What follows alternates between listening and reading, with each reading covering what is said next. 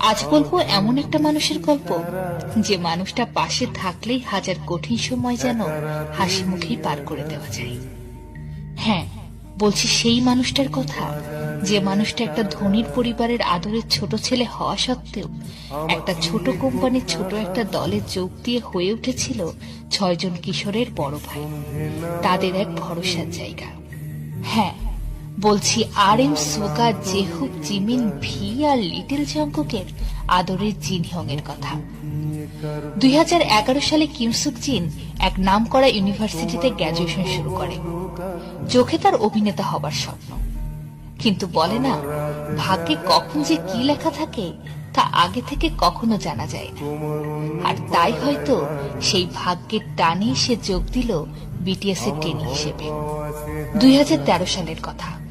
তখন বিটিএস ছোট একটা বয় ব্যান্ড, ছোট একটা